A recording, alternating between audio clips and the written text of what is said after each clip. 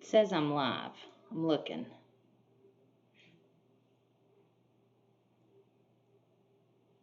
Okay, I'm waiting for, this one. Oh, snap. Okay, I'm waiting. Good morning. I'm sorry. Here we are. Okay, good morning, good morning, good morning. So I've been doing some investigating for the AP exam. I'm sure as you guys are too, or maybe not. Good morning. And so here's what I have figured out thus far is we are definitely going to design an experiment. You're going to be presented with some form of data. You're either going to have to graph that data or you're going to have to interpret a graph, but I'm fearful you're going to have to graph the data. So when we get closer to the 18th, we'll start talking about specifics concerning that. But there are some Facebook, on my Facebook page for AP Environmental Teachers, there are some resources that I'm going to look into to give you guys so that we will walk through. It sounds like it's stair-stepped from easy to advanced. So we want to start out easy and then work our way through, in addition to picking up all of this extra in-depth content. Because I feel like that's going to be the magic sauce, is you guys are going to know so much. You're going to be able to speak so eloquently about environmental science. And you're going to be able to design that experiment. You're going to have your independent and dependent variables. You're going to control your experiment. You're just going to be able to do it all. And so that's where we're headed. Sarah and I, if you guys remember, Miss Nolan and I were talking, and she feels like it could come from Unit 5. So I'm going to take a look at that today. We're going to look at that today and see. That's like land management, types of crops. How could you change the landscape to make it better? So I don't know this specific time. Luke says 3. I trust Luke completely. I do feel like, who was it? I feel like Miss Metal said AP Biology is 1 and we're 3. Yes, Bryson, not 3 in the morning, 3 in the afternoon. That would not be kind. I don't think you can count that as a test time. So we're gonna do great. We're gonna do great. We're gonna. I asked her if she thought the designing experiment one was gonna be renewable, non-renewable resources, and she laughed and she said only if your kids are electricians, and I was like, they could be. So. Feeling like maybe not designing an experiment for renewable, non-renewable. I still feel like renewable, non-renewable biogeochemical cycles, that's going to be one of your 2. So I'm hoping the big one's going to be that, and the little one's going to be designing an experiment. And that's what we're looking forward to. So I anticipate today being a shorter lecture. I'm excited. Kaylee told me that she had already taken her notes for today, so good job, Kaylee. Good job to anybody else who has also done that. You're getting back to the secret of the sauce. Everything is kind of falling into place. Don't forget, if you're watching this not live and you have questions, yes, he just I love Luke. He just looked again, and it is 3 p.m. Central Time. So today we're going to talk about natural gas. And I did not know that you get natural gas from the same place that you get like oil. I had no idea that those two went together. I don't know what I thought. I mean, I think it's kind of like growing pineapples, like you just think they just grow. But they are, it's piped in. But typically where you find oil, you're going to find gas. And a lot of times in these refineries, that's what they're doing. They're pulling that natural gas off the top. So some of you guys have a gas top stove. And yes, Bryson, it will only cover units 1 through 7. So we will not look at units 8 and 9. I am upset. I was thinking this morning that invasive species is in 8 and 9. I can't remember right now, right off the top of my head. But we'll look at, what's in there and what's not in there as we get closer to the test time. Units 1 through 7, though, for sure. 2 FRQs, 45 minutes. You will have, let me see if I can pull you up again. I just had it. So here I will just read to you the highlights. So no multiple choice. All AP tests are 45 minutes. We will have 2 FRQs, so there will be 25 minutes with a 5-minute to upload the answer. I'm reading this as you can handwrite your answer, and then take a picture and submit it. But all of your electronic everything has to come off the same device. So whatever device you're using, you can't have multiple devices going. And then 15 minutes with 5 minutes to upload your answer. Application analysis-based questions only. Open book, open internet, search engines, no live chat, no social media chat. They're going to be monitoring things that they're not even telling us about. Various anti-cheating being added to this exam, some really deep computer analysis stuff. Handwriting, typing analysis is done within the test itself. They're tracking social media between now and testing day, tracking any plans to cheat, and keeping records. They mentioned Reddit by name, but there were other sources. Teachers are going to get a copy of the student's test within 2 weeks after the test to compare known student writing samplings, handwriting, voice samples, etc. So it sounds like they're going to give it to me and say, is this what you are accustomed to seeing from the student? Which I am excited to get to see your all's products and get to see like how good you did. I am kind of excited about that. I'll be honest with you. I know you're going to do great. And more. It sounds like they have some very complicated stuff planned to stop cheating. They only mentioned a few for obvious reasons. If not uploaded on time for any reason, you will need to use the makeup day. Do not count on only testing on the makeup day. If something goes wrong, then you will lose out. You can choose handwritten and upload the photo of response, or type and copy paste response. Teachers will get a copy of every exam within 2 weeks after the testing window is closed. Teacher is to help check student writing versus what they've already had from the student. Teachers can use the test as the class final, of course. We will do that.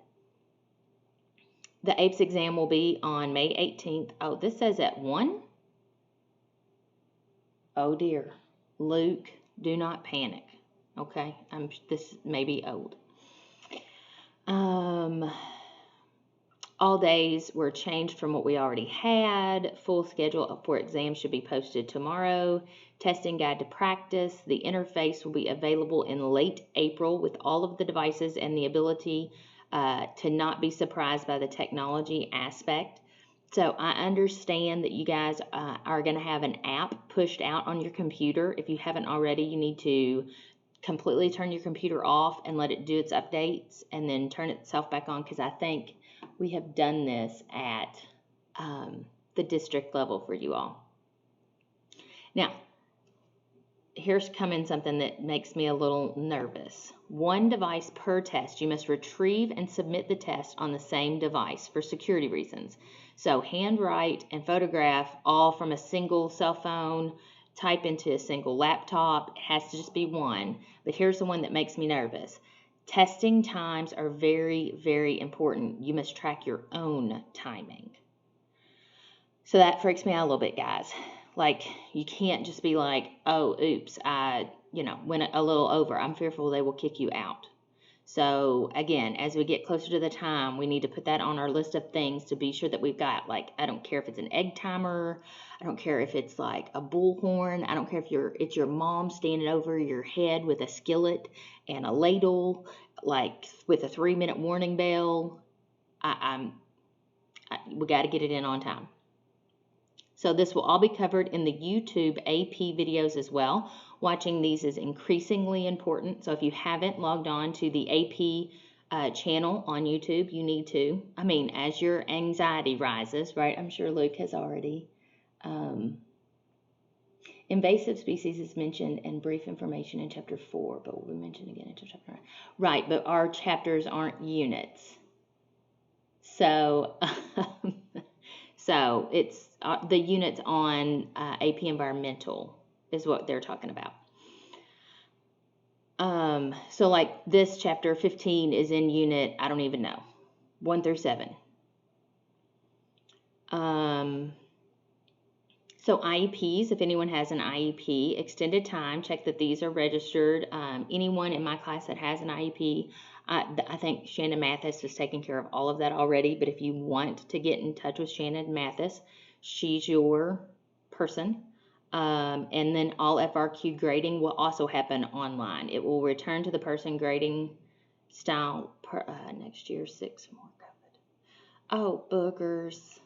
5 in Davis County and 1 in Henderson. I just clicked the wrong button on my phone. And most major colleges are supporting these changes, including Ivy League. Yale was specifically named. So hopefully that makes you feel a little better as we get, I've seen multiple sources say 3 p.m., but College Board hasn't updated yet. Okay, so Unit 5 is, I'm assuming, what Harry's talking about for renewable and non-renewable. Right, Harry? Maybe. Okay, I've got,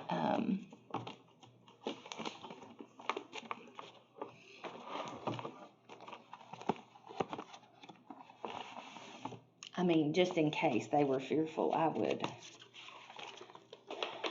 not. Unit 1 is the living world ecosystems. Unit 2 is living world biodiversity. Unit 3 is populations. God, could we be so lucky as for them to pick populations? Oh. Unit 4 is earth systems and resources. Oh, we're going to have to talk about El Nino and La Nina. We may just watch a video over that. Unit 5 is land and water uses. So that's tragedy of the commons. Look, could we be so lucky? Clear cutting, green revolution, impacts of agriculture, irrigation methods, pest control, IPM, impacts of mining, aquaculture, sustainable forestry, all of that. Unit 6 is energy resources. So that's what we're in Unit 6 right now. And then Unit 7 is atmospheric pollution, which we just took care of.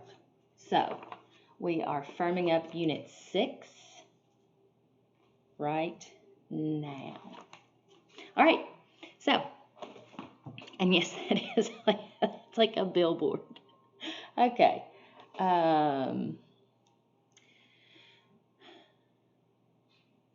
right, so here we go.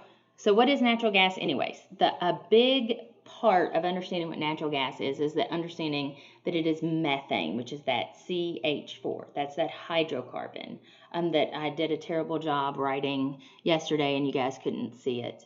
And so that's the big thing. So fleshing it out. What is methane? Methane is a greenhouse gas. What do greenhouse gases do? Yes, they warm our environment. They trap our heat in here. So that's the big deal about natural gas. It contains smaller amounts of heavier gaseous hydrocarbons such as propane, butane, and small amounts of highly toxic hydrogen sulfide. Let me pause right here and say, and I feel like I'll have this thought again, but just in case I don't, if I were you, I would pick one. I mean, like, truly, if I were trying to streamline this, I would pick one greenhouse gas and know exactly how it got there and exactly how I would take care of it, because it's going to be part of your journey is not just complaining, but proposing solutions. I would pick one water pollutant. I would pick one land pollutant. And I would know, I would be able to name it. I would be able to tell me how it got there. How am I going to get rid of it? Whose fault is it?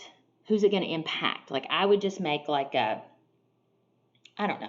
vision board for each of those things. So if methane is your greenhouse gas, then make methane your greenhouse gas. But don't just be like, I wouldn't bank on them asking you to list every greenhouse gas.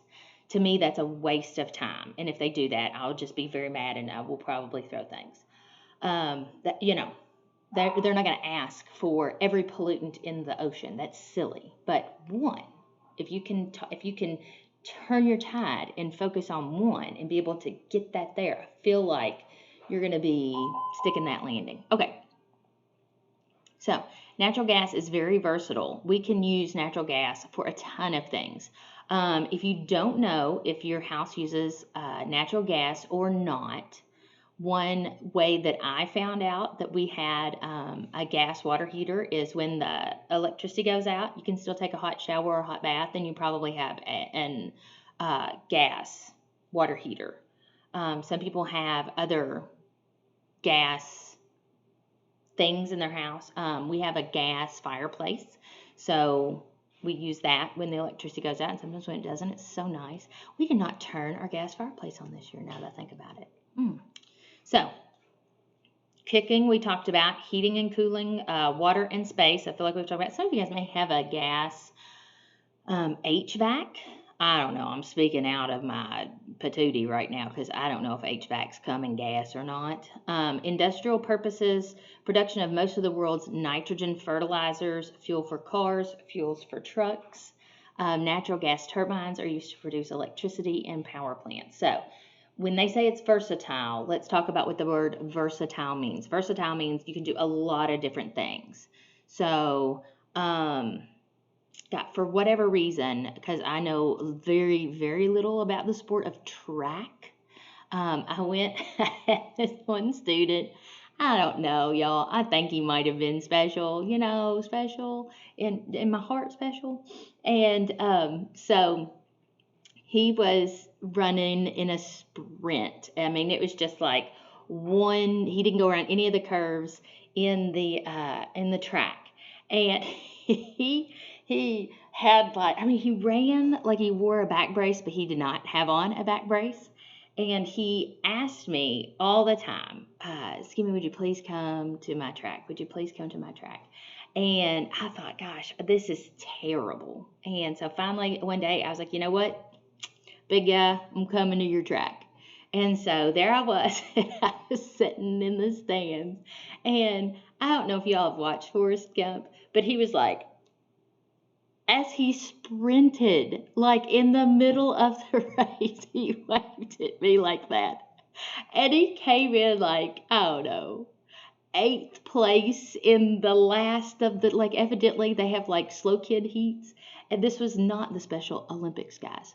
And so he is so proud. And he got a medal.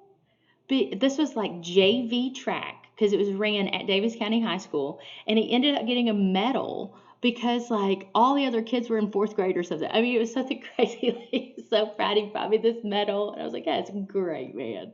That's great. You talk about life goals. If you can be excited about coming in 8th or 9th place as a junior in high school against some middle schoolers, and then bring your teacher your medal and be like, boom, there it is, Skimmy. Glad you got to see me medal today. I will hopefully always remember that. Natural gas provides about 28% of the energy consumed in the United States. That means that we're using it, not, I don't know what all of our percentages are, and I don't want you to just, when I was writing your test, your textbook did pose some questions about what the exact percentage is. I don't think I picked any of those. I feel like that's a little silly. It burns cleaner than oil with 30% less CO2 emissions. So remember, carbon dioxide, that's one of your greenhouse gases. It burns much cleaner than coal with 50% less CO2 emissions. So they're telling you that if you're going for cleanliness, natural gas is a better option. And this map is showing us where we find it. And if I were a betting girl, I would bet that the dark colors, it's the most predominant. It's typically lying in deposits above conventional oil. Like I said, I didn't know that. Like I thought you could have oil deposits here, a proven oil deposit here, and then like a proven natural gas deposit here. And I'm not saying that you can't. Yes, Sander. But I'm just saying that I didn't realize that typically they are found together. So in forming your thought process, all those OPEC, right? All those places with oil, they're also going to be places where we're going to find gas. But I also look at this map and I think there's a lot more gas deposits out there than there are oil. So they're clearly not tied together, but they are related. It's also found in tightly held deposits of shale rock and can be extracted through horizontal drilling and fracking. So let's see. I don't know if this is, are we going to frack today? Sorry. We are going to frack today. Okay. So we're going to cover fracking in this section. So let me just say, and your book is differentiating between horizontal drilling and fracking, but you cannot frack if you don't horizontal drill. So I feel like that's being like, I had surgery and I had surgery on my appendix and they also cut me open. Like clearly yes, like there was an opening in your body, there's no teleporters yet, guys. So they have to horizontal drill. I just don't know what the AP board is going to think about you not knowing that they horizontal drill and then the fracking kind of takes off, typically in an L shape, like it happens down here on the L.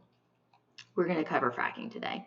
It is distributed by users with a large network of underground pipelines. Now, when I say there are underground pipelines, there should at least be a few of you that are thinking, that's a little scary. And you would be right. If somebody hits these pipelines, that could prove problematic for I don't know, all of us.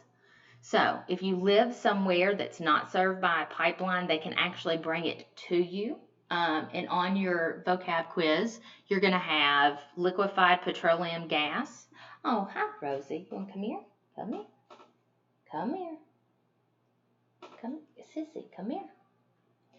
Why do dogs stretch and back away after you offer to pick them up? Come on. Come on, Sissy. Come on. Rosie. Chad, can you help? Nobody's here to help you, Rosie. Oh, now you're going to come back. Come in. All right, come on. Here's Rosie. Say hi. Hi. Yes, I'm a pretty girl. Okay, have a seat, Rosie. She just likes to be up in the middle of things, doesn't she? So, I don't know if you guys watch King of the Hill, but propane and propane accessories. Propane and propane accessories, that's what Hank Hill sells. And that's how we get that there. So it's liquefied petroleum gas. So LPG stands for liquefied petroleum gas, and it is stored in pressurized tanks used mostly in rural areas not served by the gas pipeline. So you could have these service your rural areas. We may definitely have some of these. This I did not know about. I did not know about these tankers. I hope I know one of the videos that I watched about these guys it's like 60 regular barges in one. So I picked this picture because if you look in the back, when I'm looking at the screen, it's to my left, you see like a regular barge, and it looks like a tiny baby ship. These guys are huge. And the other question I don't know what was the Dakota pipeline trend to transport? I don't know. Harry, what if aging is a disease and the Earth is a quarantine planet, and that's what aliens are? What? Okay. So Harry, check out the Dakota pipeline. I don't know. So this is the big ships.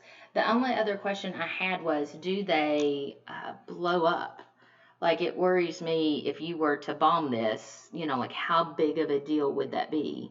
And if it did blow up, would all of the liquid gaseous substances immediately combust? Like, what kind of pollutant would that cause?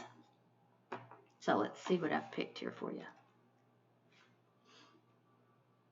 The question was, what's the Dakota pipeline trying to transport?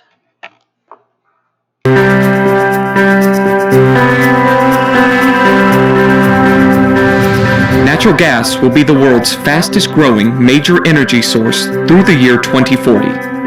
This energy source carries tremendous benefits for consumers and the environment. It is versatile, clean burning, and abundant. Natural gas resources can be located in remote areas, and these resources are produced from subsurface reservoirs, both onshore and offshore. A complex value chain transports natural gas to consumers around the world. The value chain begins with the process of bringing natural gas to market by safely drilling wells to bring the gas and other reservoir components to the surface, where it may be processed on-site or transported to a facility for treating and processing. Natural gas extracted from subsurface reservoirs can contain non-hydrocarbons, including hydrogen sulfide, nitrogen, carbon dioxide, and water. The treatment processes remove these components from the natural gas. A solvent is used to absorb carbon dioxide, hydrogen sulfide, and water. Heavier liquids are removed from the lighter gas for separate processing. Water is removed, and the remaining natural gas is ready to be cooled into a liquid. Depending on the source of the natural gas, it may need to be transported to a liquefaction facility. The gas is transported by pipeline and can travel hundreds of miles or just a few feet to a liquefaction facility. This depends on where the gas treatment facilities are located relative to the liquefaction plant. The liquefaction plant cools the gas to negative 260 degrees Fahrenheit, or negative 162 degrees Celsius. As the gas cools, it is reduced to 1/600th of its previous volume.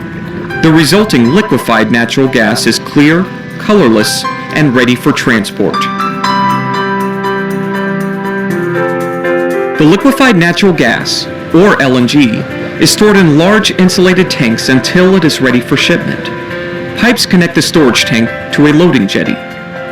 Regardless of outside temperatures, the LNG inside the tanks and loading facility remains at negative 260 degrees Fahrenheit or negative 162 degrees Celsius. The LNG is then pumped into specially designed LNG ships. LNG shipping tankers transfer natural gas around the world. Some of the largest LNG ships, such as the QMax, are longer than 60 city buses. And each QMax LNG ship carries enough natural gas to power 70,000 homes for 1 year.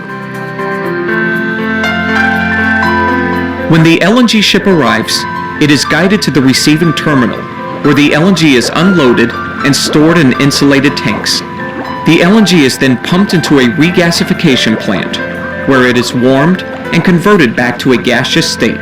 The natural gas is then ready to complete its journey. A network of pipelines delivers the natural gas to power plants where it is used to generate electricity for urban areas, to industrial facilities for the manufacturing of steel, automobiles, and chemicals, and also to homes and office buildings for heating, cooking, and drying clothes. ExxonMobil is committed to successfully linking the complex elements of the LNG value chain in order to provide natural gas to buyers and consumers around the world.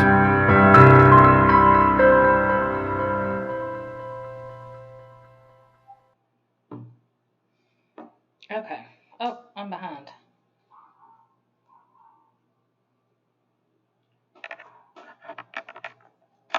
Okay, so Chloe wants to know Right. Chloe's got some trust issues. I love that. And she's saying she's being skeptical, which is good. So her question was, why show the cartoon instead of actual footage? And I would say the answer to that is it's a security situation, again, with combustibility of natural gas. Now, I did look up, can we see it? Can we actually see gas? And the answer is no. They do add a sulfur additive so that you can smell it, and the name of it is called mercaptan, mercaptan, and it's a very smelly smell, so that it lets you know, because natural gas in and of itself has no smell and has no sight, so you know, you may not know. This is one of in 2011, the Internal Energy Agency estimated that recoverable conventional supply of natural gas would meet the current global demands for about 120 years, which is great. Is there a plant like this near Owensboro? I don't know the answer to that question. Yes. Yeah, the sulfur is just for your safety, so that you know something bad has happened. You know that you've got a gas leak. If we have something, yes. If we have something here in Owensboro, I'm unaware of it. So, in 2011, the world's 3 largest producers of natural gas were the United States, Russia, and Canada. So the good thing is we're right on top of 25% of all that we're supposed to have available to us. And it is projected to double. So the U.S. could continue meeting its needs for natural gas as far as our domestic needs go. This trend would reduce the use of coal-burning power plants, which your book is a huge component of, right? Your book makes a very strong stand that there is no such thing as clean coal or good coal, that all coal is bad coal. And it would make nuclear power plants even more uneconomical than they are right now. So, okay. Harry says that there are some in Louisiana, Texas, Georgia, and Mexico. Yeah, I would think near the ocean. I don't know that our river would be able to hold take a ship like that. So the good news is natural gas is going to reduce our need to use the coal and nuclear power. The bad news is that they also fear that it's going to slow down our innovation, and they're so at the point this book was written, they were just so big on wind and solar. And I'm not saying oh, Rosie, Ace went outside. Sorry, when she barks, it I don't know if it reverberates in your all's ears, but oh, and there is another dog out there. Interesting. Ace is taking an axe and chopping down a tree stump, and it's great exercise. So, ultimately, the goal is show me the money. U.S. natural gas producers would like to export natural gas to LPG, that's the liquefying gas companies, to where the natural gas prices are much higher than they are in the United States because, right, they want to make money. Chemical industries and utilities that use natural gas to provide heat and produce electricity oppose this because it could decrease their demands. So, here is fracking. Good, Max. I'm glad. Kayla wants to know, why would it slow down our innovation? Because necessity is the mother of all invention. So as long as we've got something and it's working, it's so much harder to convince everybody, here, do this, it's different. Here, give up all your stuff and go buy all new stuff. So that's the bad news. Max, I'm glad you're here. So I want to say I have 2 videos, and I hope they're both kind of counterpoints about fracking. So I watched a show, and now I can't remember what it was, but the little girl blew up a fracking site. And I know that fracking gets a really, really, really, really, really bad rap with the environmentalists. And the big part of that is what it does to the water. So keep in mind when you're watching this to follow the water, that's usually where the bad things happen.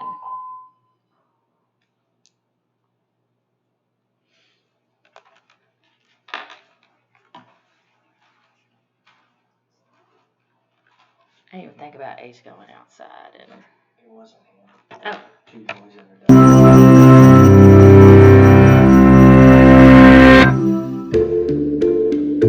Deep underground lie stores of once inaccessible natural gas. This gas was likely formed over millions of years as layers of decaying organisms were exposed to intense heat and pressure under the Earth's crust. There's a technology called hydraulic fracturing, or fracking, that can extract this natural gas, potentially powering us for decades to come. So how does fracking work, and why is it a source of such heated controversy? A fracking site can be anywhere with natural gas, from a remote desert to several hundred feet from your backyard.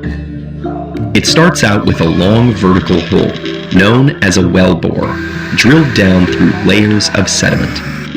When the well reaches 2,500 to 3,000 meters, it's at its kickoff point, where it can begin the process of horizontal drilling. It turns 90 degrees and extends horizontally for about 1.5 kilometers through a compressed black layer called the shale rock formation. A specialized perforating gun is then lowered and fired, creating a series of small inch-long holes that burst through the well's casing into the rock layer. About 3 to 4 months after the initial drilling, the well is ready for fracking to begin. Fracking fluid is pumped down into the well at a pressure so high it cracks the shale rock, creating fractures through which the trapped gas and oil can escape. The fluid itself is more than 90% water. The rest is made up of concentrated chemical additives. These vary depending on the specific characteristics of the fracking site, but usually fall into 3 categories. Acids for clearing debris and dissolving minerals, friction-reducing compounds to create a slippery form of water known as slick water, and disinfectant to prevent bacteria growth. Sand or clay is also mixed into the water to prop open the fissures so the gas and oil can keep leaking out, even after the pressure is released. It's estimated that all of fracking's intense pumping and flushing uses an average of 3 to 6 million gallons of water per well. That's actually not a lot compared to agriculture, power plants, or even golf course maintenance, but it can have a notable impact on local water supply.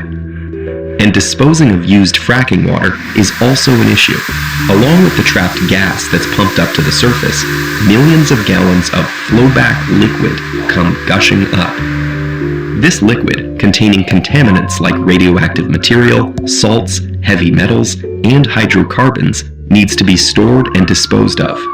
That's usually done in pits on site, in deep wells, or off-site at water treatment facilities. Another option is to recycle the flowback liquid, but the recycling process can actually increase levels of contamination, since the water is more toxic with each use. Wells are typically encased in steel and cement to prevent contaminants from leaking into groundwater. But any negligence or fracking-related accidents can have devastating effects. Fracturing directly into underground water, hazardous underground seepage and leakage, and inadequate treatment and disposal of highly toxic wastewater can potentially contaminate drinking water around a fracking site. There's also concern about the threat of earthquakes and damaged infrastructure from pressure and wastewater injection. Links between fracking and increased seismic activity leave unresolved questions about long-term pressure imbalances that might be happening deep beneath our feet. Fracking's biggest controversy, though, is happening above the ground. The general consensus is that burning natural gas is better for the environment than burning coal, since the gas collected from fracking emits only half the carbon dioxide as coal per unit of energy. The pollution caused by the fracking itself, though, isn't negligible. Methane that leaks out during the drilling and pumping process is many times more potent than carbon dioxide as a greenhouse gas. Some scientists argue that methane eventually dissipates, so has a relatively low long-term impact. But a greater question hangs in the air. Does fracking take time, money, and research away from the development of cleaner, renewable energy sources? Natural gas is non-renewable, and the short-run economic interests supporting fracking may fall short in the face of global climate change. Experts are still examining fracking's overarching effects. Although modern fracking has been around since the 1940s, it's boomed in the last few decades as other sources of natural gas decrease, the costs of non-renewable energies rise, and cutting-edge technologies make it so accessible. But many countries and regions have already banned fracking in response to environmental concerns. It's undeniable that fracking has reshaped the energy landscape around the world. But for what long-term benefit, and at what cost?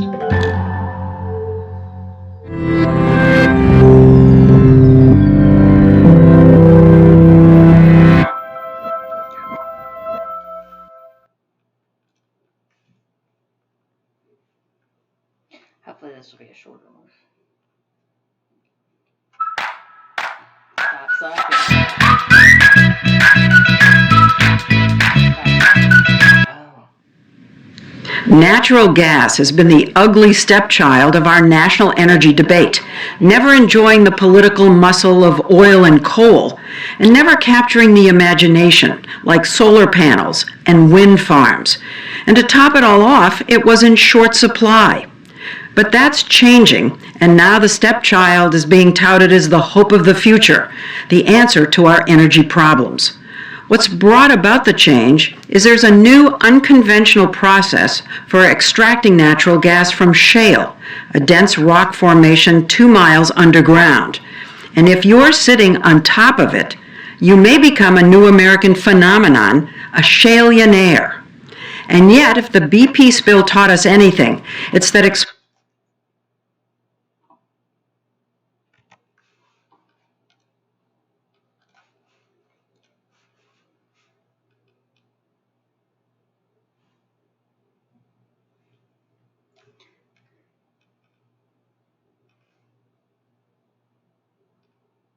Guess you can't show 60 minutes, huh?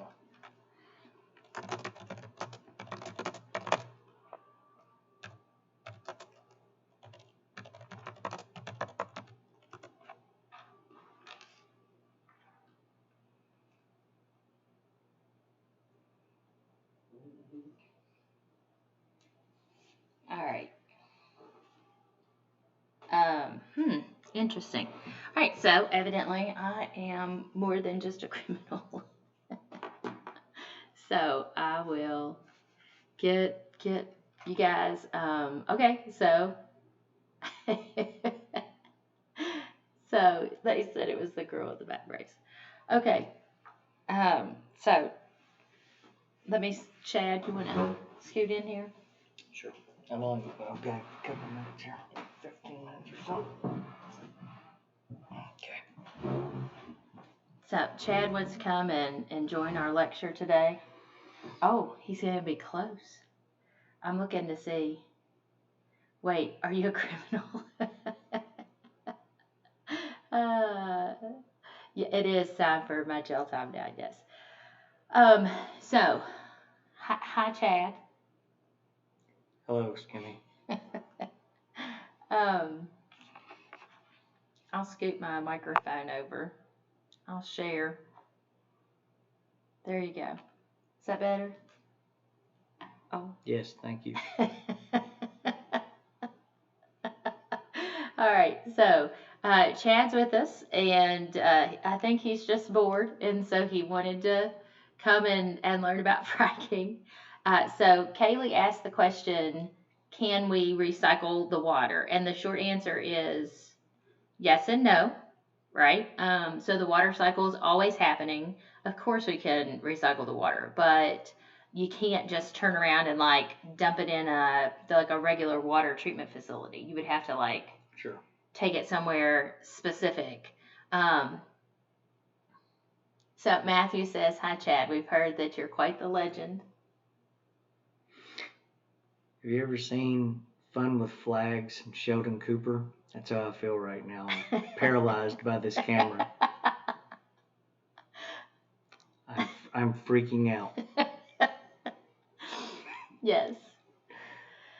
So I looked up real quick, there is a place in Ohio where you can put the spent water and put it deep in the earth, and I'm assuming then it would stay in the water cycle for tens of thousands of years before it would resurface. But they also do try to use the same fracking water over and over again. So, Chad, you can see their children's comments here. Yes. Okay, just so you know. Chad, focus. I was gonna get Rosie to join the podcast as well, but she ran away. Yes. All right, so just to finish up quickly, the coal bed methane gas is one of the unconventional natural gas sources that we have. It's difficult, it's costly, it has high environmental impacts. So we wouldn't want to use this unless clearly we had no other option. And then your last question, and okay, so Kaylee says, okay, so the video practically said that the only good thing about natural gas is it's less CO2 emissions, but it has more methane emissions. So is it really any better than burning coal? Burning coal, I would say they would argue yes. Burning oil, maybe not. You may be able to make a good argument for that. So before we focus on Chad, I just want to point out the other source, and this too will be a test question. Methane hydrate is found in tundra areas as well as found in on the bottom of the ocean. So we have already found other sources that we were unaware of. So there is that. And tomorrow we'll talk about coal more at length. I don't know if we'll talk about coal with Chad or not. So Chad, do you want to tell the kids anything? Got anything on your heart? I just want to say you guys are doing a great job working from home. Miss Skimmy's doing a great job working from home. I am not doing a great job working from home. This is our dining room. This is where Miss Skimmy's stationed. I'm in the kitchen right behind us. Can't focus. I play video games on my cell phone the entire time that I'm in there. So I applaud you guys for doing work and doing a good job. It's not easy. Would you have done this when you were in high school? I would not have done this when I was in high school. I probably would have flunked the class. What was your favorite class in high school? My favorite class in high school was probably shop class, PE. Although I did enjoy history, and probably science is down there around third, fourth choice. But I've enjoyed learning about fracking. So has Rosie. Do you remember when we were in high school and I broke into Muhlenberg County High and brought you lunch? That's a true story. That really happened.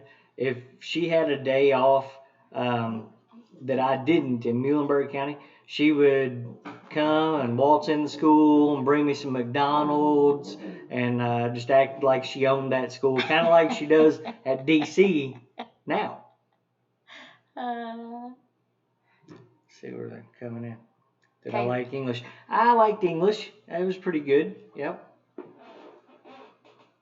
I liked English better than she does. I can tell you that.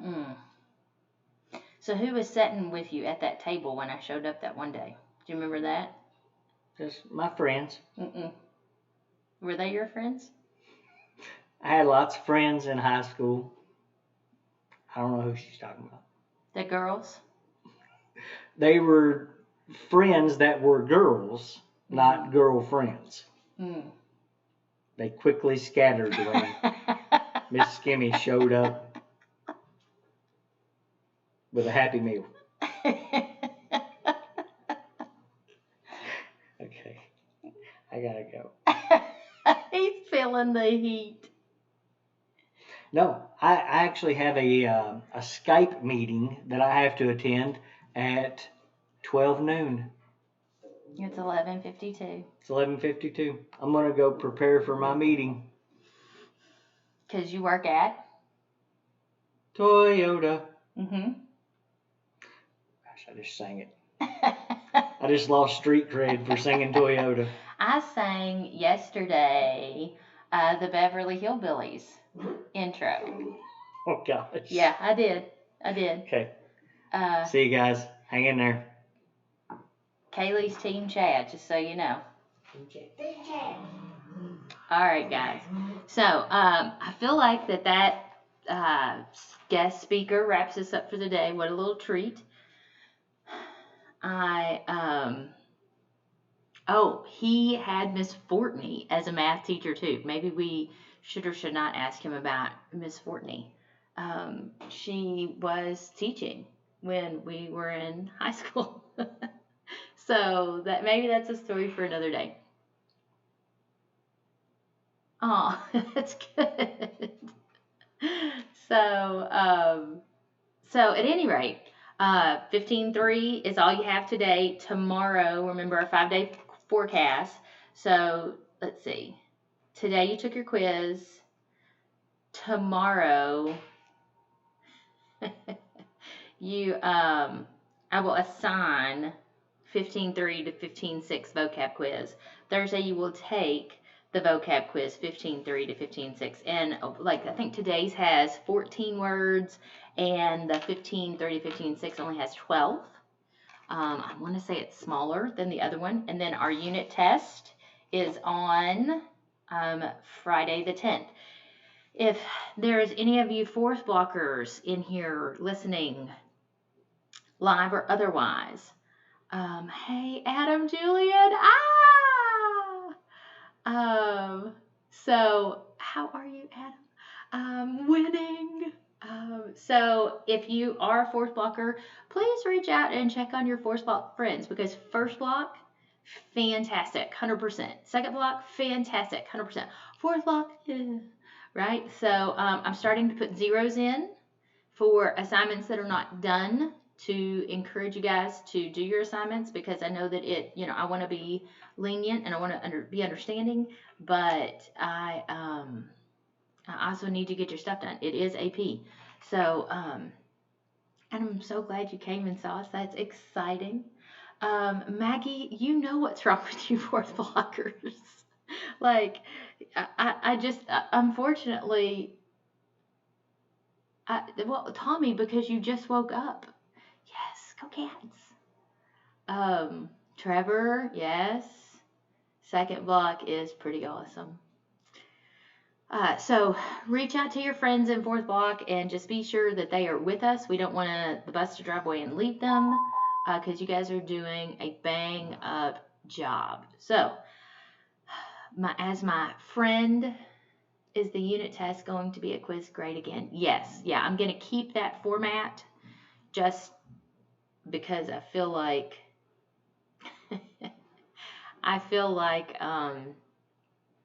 I don't need to give you an exam grade under these situations. Things are already stressful enough as it is. So I'm keeping unless we as a unit decide to do something differently, I'm going to keep the unit test as quizzes, and I'm going to keep the quizzes as homework grades. I may really die. One of us may die, Kaylee, if you were in fourth block. So, again, until tomorrow, and hopefully you guys can watch the video that I was not supposed to show you on YouTube Live. So, until tomorrow at 11 o'clock, I'll see you then.